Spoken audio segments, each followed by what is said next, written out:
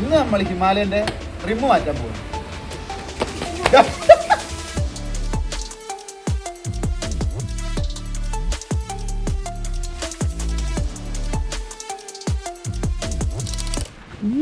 അപ്പൊ ഇതാണ് സാധനം, എക്സൽ ടാക്കസാഗോ. അപ്പൊ എന്തായാലും നമുക്ക് ഈ അലുമിനിയം റിമ്മും നമ്മുടെ പഴയ റിമ്മും തമ്മിൽ എത്ര വെയിറ്റിന് വ്യത്യാസം വരും നോക്കാം. 1955 കാണിച്ചു, വണ്ടി സാധനം നിൽക്കുന്നില്ല, പക്ഷെ 1950 നമുക്ക് കൂട്ടാം. നമുക്ക് റിയർ വീല് നോക്കാം. ഓക്കെ, അപ്പോൾ 1850 റിയർ വീലുണ്ട്. ഇനി നമുക്ക് ഇത് മാറ്റി വന്നിട്ട് സ്റ്റോക്ക് റിമ്മിന് എത്ര വെയിറ്റ് വരും, അതിൽ ഇത് എത്ര നമ്മൾ വെയിറ്റ് സേവ് ചെയ്തെന്നും കൂടെ നമുക്ക് നോക്കാം.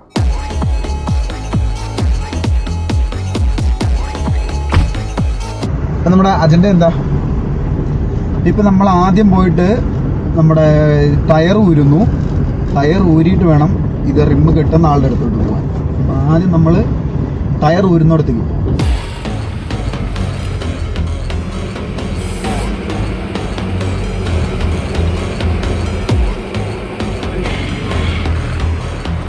എന്താ പറയുക, ഒരു കണക്കുകൊണ്ട് 2.5 കിലോ കുറയണം. അതാണ് എൻ്റെ ഒരു കണക്ക്. അതായത് ഇതിന്റെ ഇത് അൺസ്പ്രങ് വെയിറ്റ് അങ്ങനെ എന്താണോ? Unsprung mass. അത് തന്നെ. അതായത് ഈ സസ്പെൻഷന്റെ താഴെ ലെവലിൽ താഴേക്ക് വരുന്ന സാധനത്തിന്റെ വെയിറ്റ് കുറച്ച് ഭയങ്കര വ്യത്യാസം നമുക്ക് അറിയാൻ പറ്റും. അതിന്റെ മേലേക്കുള്ള സാധനത്തിന്റെ വെയിറ്റ് നമ്മൾ അറിയില്ല, കാരണം സസ്പെൻഷൻ അത് താങ്ങുന്നത് കൊണ്ട് നമുക്ക് അത് അറിയാൻ പറ്റില്ല എന്ന്. ഓ, അതാണോ? അങ്ങനെ എന്തോ ഒരു ലോജിക്കാണ് ഈ അൺസ്പ്രങ്ങിന്റെ ഇത്. അപ്പോ ഇത് എത്ര ആക്യുറേറ്റ് ആണെന്ന് എനിക്കറിയില്ല. ഇപ്പൊ ഇതിൽ നമ്മളിപ്പോ ഒരു 4 കിലോ 2.5 കൂടെ ലാഭിച്ചാൽ ഭയങ്കര വ്യത്യാസമായിട്ടായിരിക്കും നമുക്ക് അനുഭവപ്പെടുക. എൻ്റെ ഒരു കണക്ക് എനിക്ക് ഇപ്പൊ മറ്റേ ഇതെടുത്ത് നോക്കിയപ്പോൾ എനിക്ക് തോന്നുന്നത് ഒരു 2.5 കിലോ രണ്ടിന്നും, അതായത് ഒരെണ്ണത്തിൽ മൊത്തത്തിൽ 2.5 കിലോ സേവ് ചെയ്യാൻ പറ്റുമെന്നാണ് എനിക്ക് തോന്നുന്നത്. അത് അത്രേ ഉള്ളൂ. ആ ഹബിന്റെ വെയിറ്റ് ആണ് കൂടുതൽ അതിനകത്ത് വന്നതെന്ന് എനിക്ക് തോന്നുന്നു. ഞാൻ പുള്ളിയോടെ ചോദിക്കാം.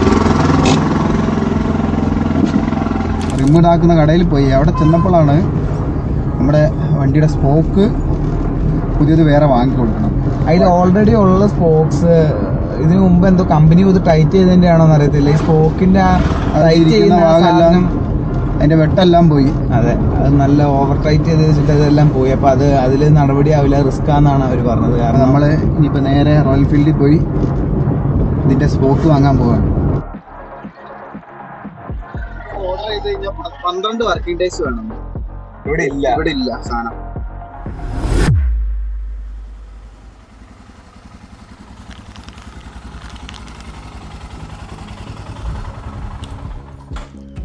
അങ്ങനെ 1 മാസത്തെ തിരച്ചിലിനൊടുവിൽ നമ്മൾ സ്പോക്സ് എല്ലാം ഒപ്പിച്ചിരിക്കുകയാണ്. ഈ സാധനം എവിടെയും കിട്ടാനില്ല. വളരെ ബുദ്ധിമുട്ടിയിട്ടാണ് സാധനം കിട്ടിയത്. അതുകൊണ്ടാണ് 1 മാസം ഇവൻ ഇങ്ങനെ നിർത്തേണ്ടി വന്നത്. ഇനി അടുത്ത പരിപാടി എന്ന് പറഞ്ഞു കഴിഞ്ഞാൽ നമ്മൾ നേരെ സ്പോക്ക് കെട്ടിക്കുന്ന കടയിലോട്ട് പോകുന്നു, റിമ്മ് മാറ്റുന്നു, വീലിട്ടിട്ട് പുതിയ ടയറും ഇട്ടിട്ട് വീല് തിരിച്ച് കയറ്റുന്നു.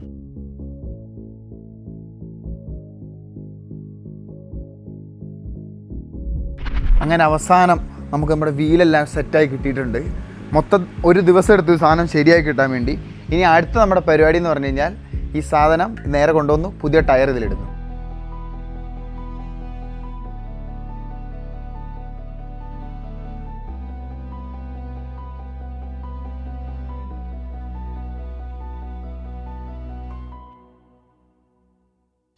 അങ്ങനെ അവസാനം നമ്മൾ വണ്ടിയിൽ പുതിയ റിം ഇൻസ്റ്റാൾ ചെയ്തു.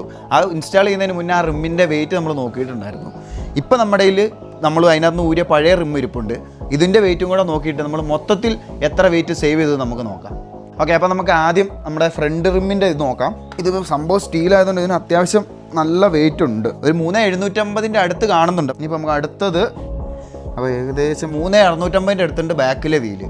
പുതിയ റിമ്മിൽ ഫ്രണ്ടിന് 1950 ബാക്കിന് 1850 ഇപ്പോൾ ഈ പഴയതിന് ഫ്രണ്ടിൽ 3750 ബാക്ക് 3650 അപ്പോൾ മൊത്തത്തിൽ നമ്മൾ 3.6 കിലോ അൺസ്പ്രങ് മാസ് നമ്മൾ വണ്ടിയിൽ നിന്ന് മൊത്തത്തിൽ കുറച്ചിട്ടുണ്ട്.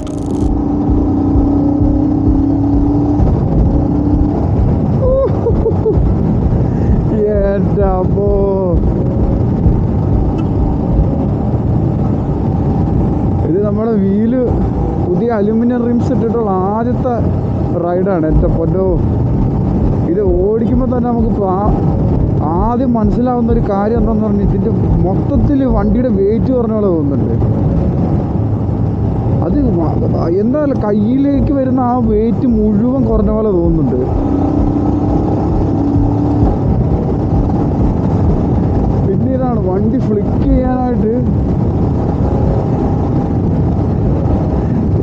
ആദ്യം പറ്റുള്ളായിരുന്നു. ക്ലിക്ക് ചെയ്യാനുള്ള വണ്ടിയുടെ കഴിവും കൂടിയിട്ടുണ്ട്. എനിക്ക് തോന്നുന്നു മിക്കവാറും മറ്റേ അൺസ്പ്രങ് മാസ് കുറഞ്ഞുകൊണ്ടായിരിക്കണം മെനൂർ ചെയ്യാനുള്ള എളുപ്പം നമുക്ക് ഉണ്ടാകുന്നത്. എന്തുതന്നെയാണെങ്കിലും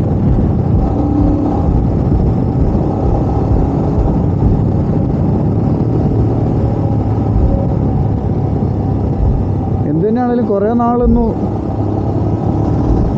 ഓടിച്ച് നോക്കിയിട്ട് വേണം എന്തെങ്കിലും നല്ല കാര്യമായിട്ടൊരു അഭിപ്രായം പറയാനായിട്ട്. പക്ഷേ ഇത് നല്ല വണ്ടി ഓടിക്കാൻ തന്നെ സുഖമുണ്ട്. ചില നമ്മൾ ട്രാഫിക്കിൻ്റെ ഇടയിൽ കൂടെ ഒക്കെ പോകുമ്പോൾ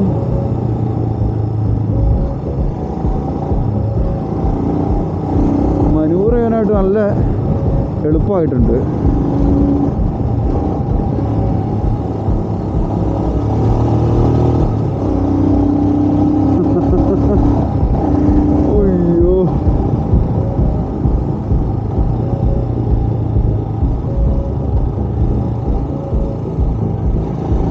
വണ്ടിയുടെ വെയിറ്റ് കൂടെ പറഞ്ഞിട്ട് ഓടിക്കുമ്പോൾ തന്നെ ഒരു പുതിയ വണ്ടി ഓടിക്കുന്ന സുഖം.